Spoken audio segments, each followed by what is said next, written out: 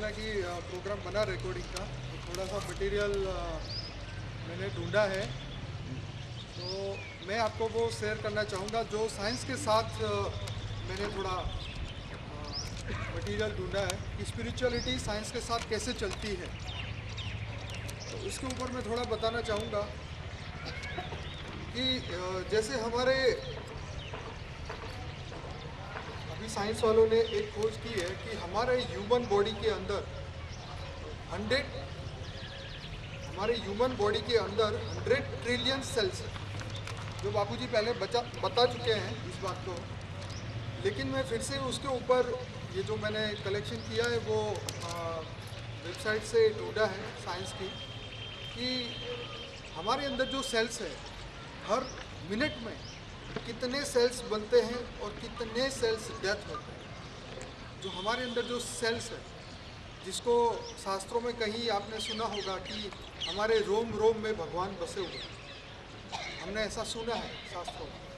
तो हमारे जो शरीर के अंदर, हमारा जो शरीर है, जैसे हम बच्चे थे तो 1 फुट की हाइट थी हमारी, और हमारे अंदर सेल्स कम थे, हमारे अंदर शक्ति भी कम थी। तो हर सेकंड, हर मिनट हमारे अंदर सेल्स के अंदर चेंज आता है, सेल्स नए बनते हैं, पुराने डेथ होते हैं। तो मैं आपको थोड़ा सा लिस्ट बताऊंगा कि क्या मैंने ढूंढा है। जैसे लीवर के जो सेल्स है वो करीबन 1.5 साल तक जिंदा रहते हैं, उसके बाद वो डेथ हो जाते हैं, फिर नए सेल्स क्रिएट होते हैं। जैसे स्किन सेल्स, जो हमारी स्किन जो है उसके अंदर जो सेल्स होते हैं वो 30 दिन तक जिंदा रहते हैं। जो वाइट ब्लड सेल्स है वो 13 दिन तक जिंदा रहते हैं। In human body majority of cells are bacteria. तो ये जो बैक्टीरियाज हैं वो हमारे ह्यूमन बॉडी को सस्टेन करने में हेल्प करते हैं। जैसे आपने सुना होगा कि दही क्या होती है, दही, छाछ और दही, जो दूध में से दही बनता है, तो उसके अंदर बैक्टीरिया होते हैं, तो वो हमारे खाने को हजम करने में हेल्प करते हैं। तो उसके अंदर भी बैक्टीरिया होते हैं। अभी उन्होंने ये बताया कि hard to believe adult loses close to 100 million cells every minutes. Good news is cell division replacing those dead cells. Means के हमारे अंदर जो सेल्स है 100 मिलियन सेल्स हर मिनट में डेथ होते हैं और हर मिनट में क्रिएट होते हैं, ये साइंस ने बताया। Even 100 million cells is only a small fraction of the trillions of the cells that makes up our body. तो ये जो 100 मिलियन सेल्स है ये सिर्फ एक हिस्सा है, हमारे अंदर जो 100 ट्रिलियन सेल्स है उसका हिस्सा है। तो साइंस वाले ने अब जैसे जैसे तरक्की हो रही है तो वो बता रहे हैं कि हर मिनट के अंदर कितने सेल्स क्रिएट होते हैं, कितने फेल होते हैं। साक्षी ने कल बिलीफ सिस्टम के ऊपर क्लास कराया था, तो उसके अंदर भी एक एग्जांपल दिया था एक लड़की का, जो मैंने अभी देखा था उसमें बिलीफ सिस्टम, कि उसके माइंड के जो सेल्स थे वो डेथ थे जब भी उसका बर्थ हुआ। तो कई सेल्स डेथ होने के कारण वो कहीं प्रॉब्लम से पास हो रही थी, जैसे वो रिलेशन को नहीं समझ पा रही थी, जैसे वो टाइमिंग्स को नहीं समझ पा रही थी, वो घड़ी को देख के टाइम नहीं बता सकती थी, वो टाइम को समझ नहीं सकती थी। तो ये जो काम है हमारे माइंड के अंदर सेल्स का काम।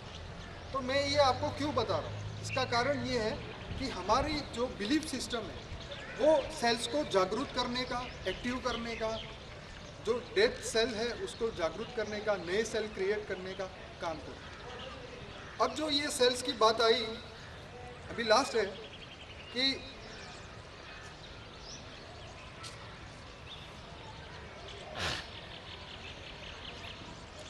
A journey of 1,000 miles begins with a single step। ये बहुत अच्छा एक प्रोवर्ब्स है कि लाखों किलोमीटर की जर्नी एक पहले स्टेप से चालू होता है।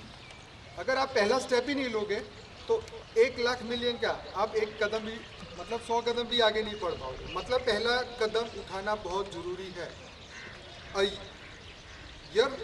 Your life is your message to world, make sure it's inspiring. मतलब जो आपकी लाइफ है ये आपका जीवन का एक मैसेज है और उसको इंस्पायर करना बहुत ज़रूरी है। अब थोड़ा सा साइंस से हटके आप बिलीफ पे आते हैं कि बिलीफ क्या है। बिलीफ, जिसको हम धारणा बोलते हैं, जिसको हम मान्यता बोलते हैं, जो हमारी सोच है, ठीक है, जिसके ऊपर जिससे हम डिसीजन लेते हैं, उसको बोलते हैं बिलीफ। जैसे हम बोलते हैं कि हम I am believe in God, मैं भगवान को मानता हूँ। तो ये बिलीफ सिस्टम काम क्या करता है? बिलीफ सिस्टम जो है हर चीज़ का, हर डिसीजन का, हम जो डिसीजन करते हैं उसका पावर का काम ये बिलीफ करता है, ठीक है। तो ये बिलीफ जितना स्ट्रांग होगा उतना ही हमारे अंदर वो पावर जनरेट होती रहेगी, एनर्जी आती रहेगी। तो एनर्जी जब आएगी तब हम एक्शन कर पाएंगे। जब एक्शन होगा, एक्शन मतलब कर्म, तो कर्म मतलब जो हमने, हमारा जो बिलीफ था, जो एनर्जी थी, उसको हमने कर्म में कन्वर्ट किया। सोचना भी एक कर्म है। जैसे गीता के अंदर भगवान कृष्ण ने बताया कि कर्म ऐसे करो जैसे यज्ञ में बैठे हो। तो यज्ञ में बैठा हुआ इंसान क्या करता है? स्वाहा करता है, अपने अंदर जो उसकी नेगेटिव सोच है वो जला देता है। तो मतलब ये है कि हमारा एक एक सोच बहुत इम्पोर्टेंट है, उससे हमारा कर्म बनता है। फिजिकल एक्शन तो कर्म बनाती ही है, लेकिन हमारा सोच भी एक कर्म बनाती है। हमने जैसे मन में किसी को गाली दी तो एक कर्म बन गया और वो हमारे अंदर रिकॉर्ड हो गया। तो जैसे वो समय आएगा तुरंत ही वो एक्शन का रिएक्शन तुरंत ही आएगा, उस कर्म का फल तुम्हें तुरंत ही मिलेगा। आप जा रहे हो, आपका पैर मुड़ जाएगा, या आपको कोई रास्ते में गाली दे के चला जाएगा, आप सोचोगे ये कौन से कर्म का नतीजा मुझे मिला, कौन से कर्म का फल मुझे मिला। तो ये सब चीज़ें हमारी हर सोच के अंदर रिकॉर्डिंग हो रही है। तो ज़रूरी ये है कि हमें अपनी सोच पे कंट्रोल लाना है, और उसके लिए हमें हमारी बिलीफ को चेंज करना है। अगर आपके अंदर एनर्जी नहीं है, अगर आपके अंदर एक्सपीरियंस नहीं है, तो उसका कारण एक ही है कि आपकी बिलीफ अभी वही है जो पुरानी थी। अगर बिलीफ चेंज होगी तो आप चेंज होंगे, आप चेंज होंगे तो आपके कर्म चेंज होंगे, कर्म चेंज होंगे तो आपका फल चेंज होगा, फल चेंज होगा तो आप आनंदमय आए। तो आपका रियल, आप हर इंसान क्या चाहता है? आनंद। और जो ज्ञानी है वो क्या चाहता है? परमानंद, परम आनंद, सुप्रीम ब्लिस। वो कब आ सकती है? जब हमारा माइंड शांत होगा, हमारी सोच शांत होगी, जब हमारे अंदर जो भी इच्छाएं हैं, जो भी विशेष, जो भी डिज़ायर्स हैं, जब वो ख़त्म हो जाएगी, जब हम उसको स्टॉप करेंगे, तब हमारे अंदर सुप्रीम ब्लिस, परम शांति का अनुभव होगा। अब परम शांति का अनुभव तभी हो सकता है जब आप उसके बारे में सोचें, बाकी और किसी के बारे में नहीं, ठीक है। तो अभी मैं आपको बिलीफ सिस्टम के बारे में थोड़ा सा और बताऊंगा।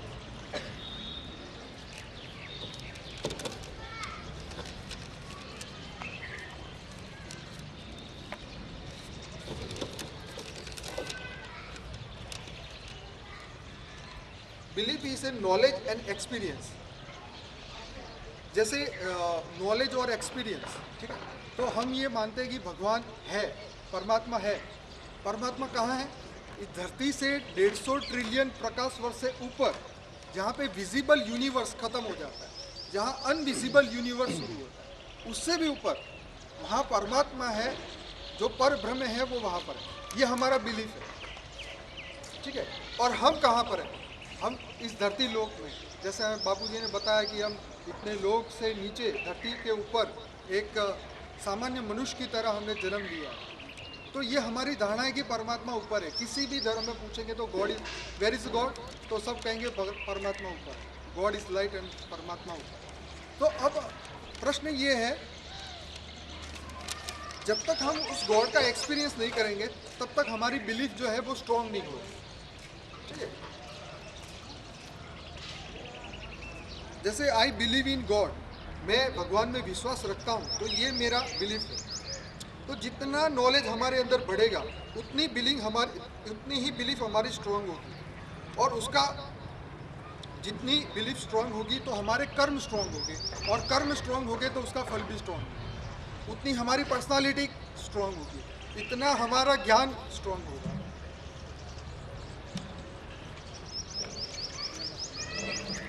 जितना हमारा माइंड स्ट्रांग होगा उतनी ही हमारी बॉडी स्ट्रांग होगी। जैसे तो उस उसके लिए हमें क्या करना चाहिए? उसके लिए हमें फोकस करना चाहिए किस पे?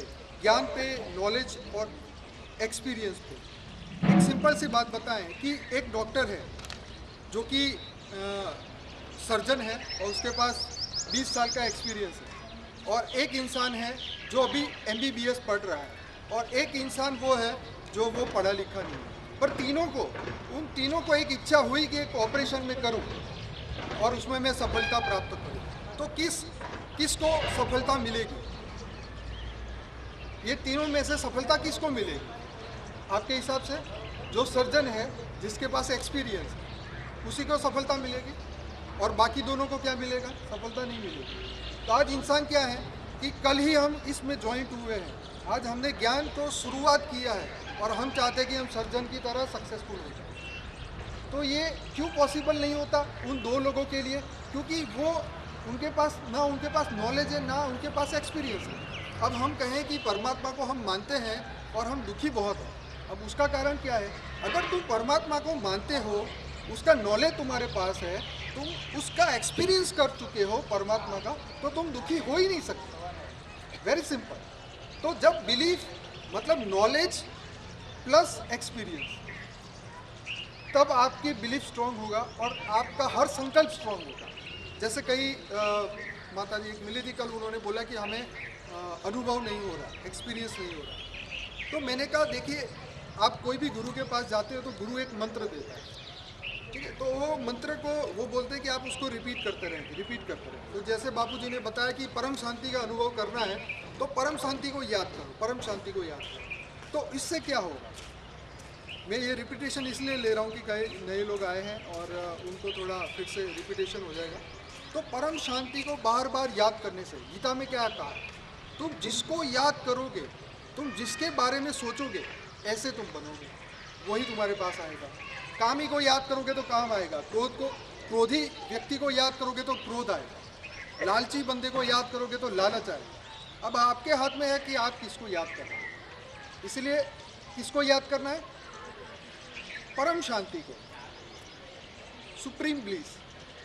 शांति नहीं, शांति तो हम कोई अब धूप में घूम रहे हैं और एक पेड़ के नीचे शांति से जाके बैठ गए, तो भी हमें शांति का तो अनुभव होगा, लेकिन वो शांति की बात नहीं हो रही। यहाँ परम शांति की बात हो रही है, मतलब जो तत्वों से ऊपर की बात है, जो बियॉन्ड एलिमेंट्स है, वहाँ की बात हो रही है। तो परम शांति हमें तभी मिल सकती है।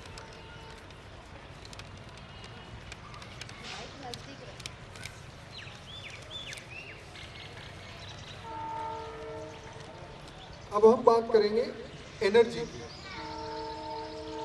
तो जैसे परम शांति को याद करने के लिए हमें एक कर्म करना पड़ता है, वो सोचने का, परम शांति को सोचने का कर्म। तो हमने कर्म किया, परम शांति को याद की, तो उसका फल मिलेगा, हम परम शांति को प्राप्त होंगे। तो ये हो गया सोचने का कर्म। पर उसके लिए हमें एक्शन लेना पड़ेगा। एक्शन मतलब जो सोचा वो मन में उसको कंप्लीट रिपीट करना पड़ेगा, ये हुआ एक्शन। तो एक्शन करने से, उसका बार बार कर्म परम शांति को याद करने से उसका अनुभव हमें चालू हो।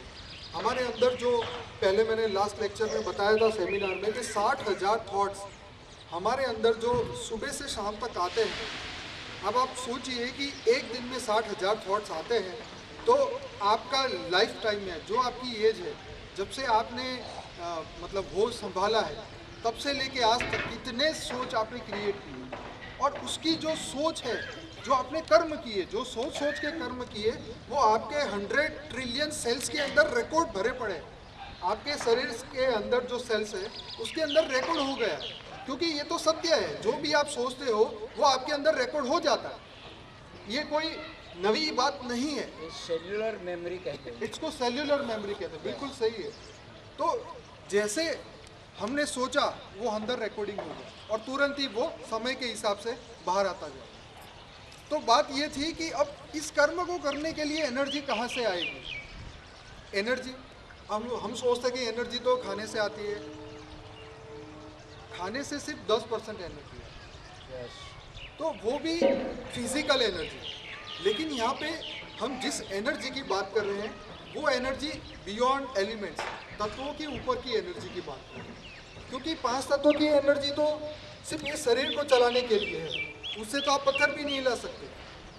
तो हमारी आत्मा, देखिए आज तक आत्मा के ऊपर थोड़ा बताऊंगा कि आत्मा को स्वीकृति कोई भी साइंस वालों ने अभी तक नहीं दी है। और हमारा जो हिंदुओं के अंदर जो गीता ज्ञान है उसके अंदर आत्म कल्याण की बात की गई है।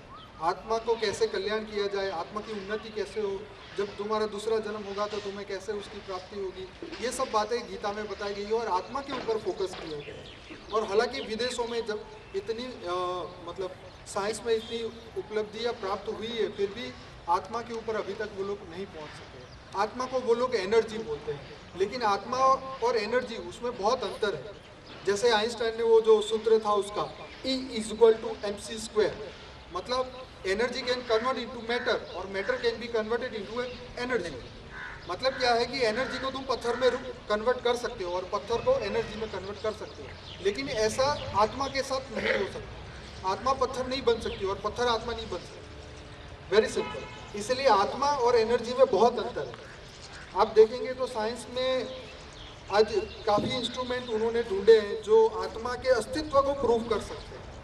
तो उसके अंदर उन्होंने एनर्जी बताई है, मतलब सोल को तो वो, क्योंकि क्रिश्चियन धर्म और मुसलमान जो धर्म है उसके अंदर एनर्जी की बात हुई है, आत्मा की रूह की बात हुई है, लेकिन उनको स्वीकृति शायद नहीं दी वो लोगों ने, वो पुनर्जन्म को भी नहीं मानते। तो इसकी वजह से वो आत्मा के एग्जिस्टेंस को वो नहीं मानते। लेकिन सत्य ये है कि आत्मा तो है और आत्मा हर जगह है और जितनी दिखती है उससे ज़्यादा।